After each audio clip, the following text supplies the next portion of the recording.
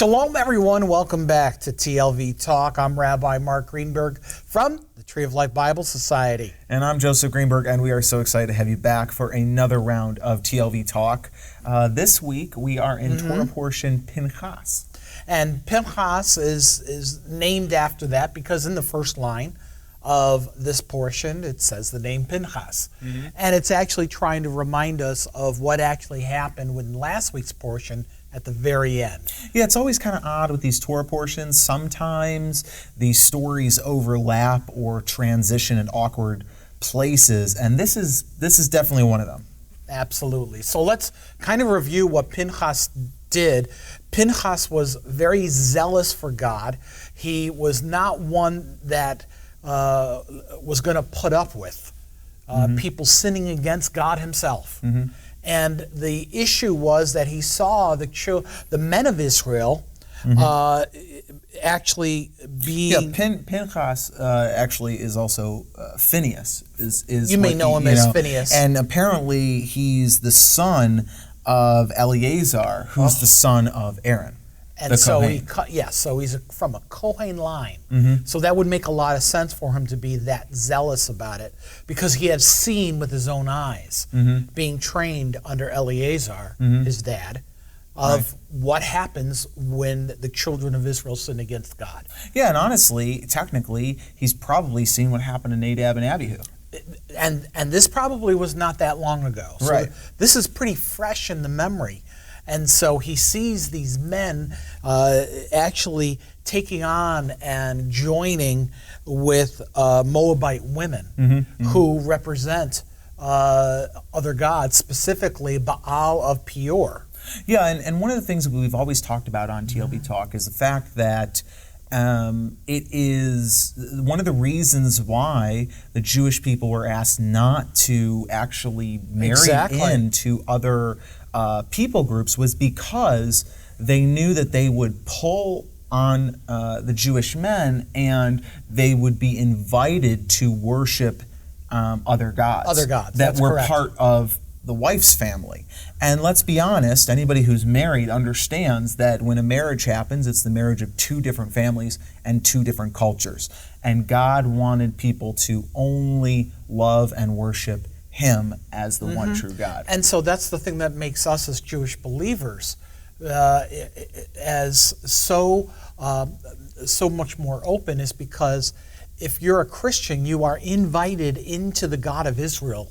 You're part of the Commonwealth of Israel. You're part of the Messiah of Israel, because Jesus Christ, as you may know him, is really the Messiah of Israel, who was foretold and called out and promised, and also came through. Every bit about him was from a Jewish lineage, from Miriam to the angel, to every single part of this. He is the Jewish Messiah promised through Moses and the prophets. Yeah, and so when you have marriages, you want them, anybody who's intermarried realizes that is a struggle. And that's a struggle that God didn't want our people to have to deal with. That's right. So this is what happens when we kind of go against what God said. And so what we're finding is that Joseph didn't marry a Jewish woman, but she was totally into the Jewish culture. She, and Brittany, the wonderful, wonderful girl, who said, yes, your people are my people. But this gives a great example of the fact that for believers, when you don't marry somebody that cherishes the one true God, that's right, God of Abraham, Isaac, and Jacob, as their God, you are going to have struggles. Some where there's going to be a place of compromise. And are you willing to set yourself up for a place where you could compromise yourself and your relationship with God? That's a pretty dangerous space to be in. That's right. And God bless Brittany. She loves Shabbat. Their child is going to be raised as a Jewish believing child because her lineage. You just did a test. Yeah. Yes. DNA test, and what was the result of that? I'm like 52% Jewish. All me. Yep. More dad than mom. But the point being is... She's going to raise a Jewish child. Yeah. And that's what the story of Phineas is about, is the fact that the Jewish people didn't do what God said. They married outside of the Jewish people, and they started worshiping the Baal of Peor. Right. And it's really, it's technically in last week's Torah portion of chapter 25. And it says here that 24,000 were killed. Yeah, they died because one of the things that God does is he always sends a plague when we're not obeying him. And so that gives an understanding. If there's health issues, we really need to take a look. What am I doing wrong? Mm-hmm. What am I doing right? What is happening? Right. The crazy thing about Phineas, though, or Pinchas, as it is in the Hebrew, is that he actually spears through one of the men and Moabite women, which is quite graphic. I mean, I'm not going to lie. Very graphic. But and do we ever want people to die or such stuff like that? No, not at all. But the zealousness in which Phineas is saying we need to follow God and we need to put a stop to this sexual immorality and this idolatry, right? Which is more than anything else. God gives a lot of grace in many areas, but I really am convicted that it's the idolatry that kind of gets his ire up. Even though the grace of God in New Covenant space is amazing, he wants you to worship him. Right. Not worship the world. So essentially, this week's Torah portion picks up after that kind of very graphic, traumatic event.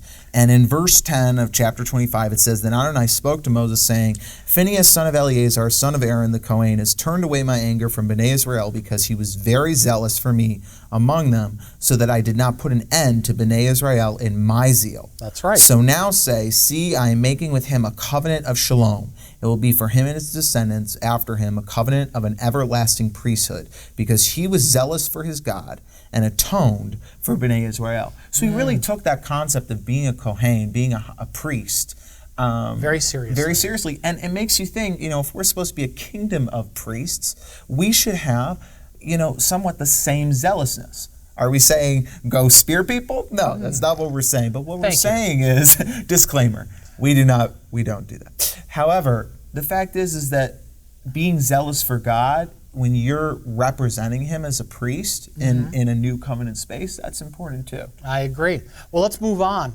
We've covered.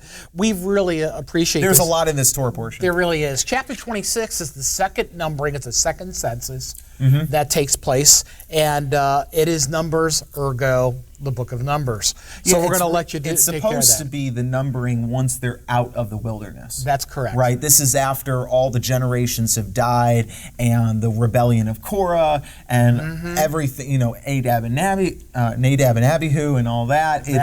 It's a lot. And, in verse 51 it says that they're all 601,730. And that were men. Yeah. That didn't include women and children. Right. And it says that it didn't count the 23,000 Levites. No. Because they were not part of the distribution of land. Of inheritance. Yeah. The Levites were given their own inheritance, and they were giving cities, not only for them, but cities of refuge, and that will come later on, that you'll see. But next in chapter 27, we have the daughters of Zelophehad. Yeah, it's kind of a cool story.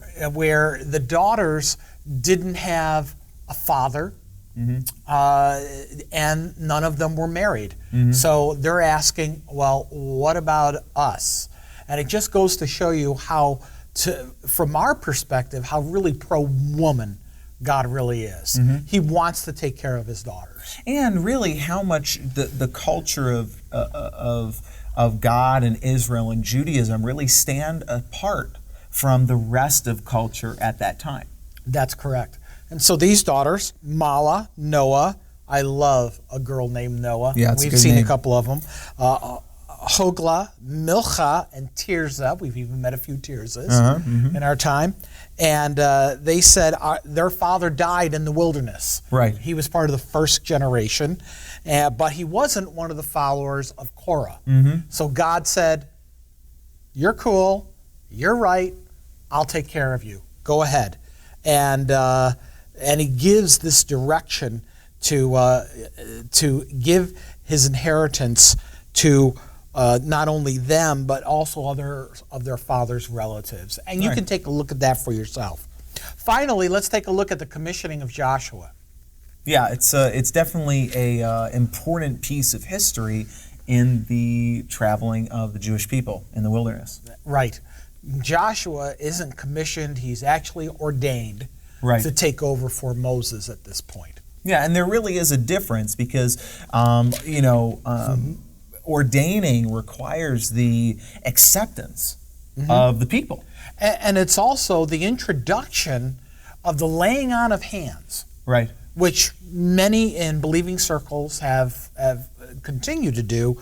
And God actually says that to lay your hands on him, and he's going to stand before Eleazar the Kohen, right? And the entire assembly, and commission him before everybody's eyes. Right, and I love what the next verse says. It says, "Give to him some of your authority, so that the whole community of Israel, of Bnei Israel, will obey him." I think that's very cool that there's some transference of authority, and it kind of reminds me of Elijah and Elisha. Yes, right. This mantle being passed. Very true. It's really kind of cool. And finally, Joseph, we come to chapter 28 and 29, which are all about the Moedim here in Numbers. Right. So you had an interesting observation about this, and I wanted to let you go for it. Yeah. The thing is the Moedim, the days that are holy, the feasts of God, are mentioned several times in the Torah.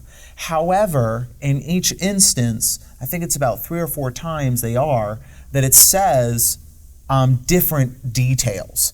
Right. Here in Numbers, it really doesn't give as much detail in how to celebrate. It tends to give mostly detail on the sacrifices and the, no pun intended, number of them. So really, that's kind of what it gets into. If you really want to find other places where it talks about how to celebrate that, you can find that in Exodus and Leviticus 23. And so the fact is that here in Numbers, we don't really get a lot of that, but we do find out every little bit of detail about the actual sacrifices themselves. Exactly. And we don't tend to look at that as much because there is no more temple. So the sacrifices are not taking place. Exactly. In terms of that. Okay, with that being said, thank you for joining us. We appreciate it. God bless you. Go worship the King of Israel, Yeshua. Let the Holy Spirit guide you, and let God be God in your life. Amen. Shabbat Shalom.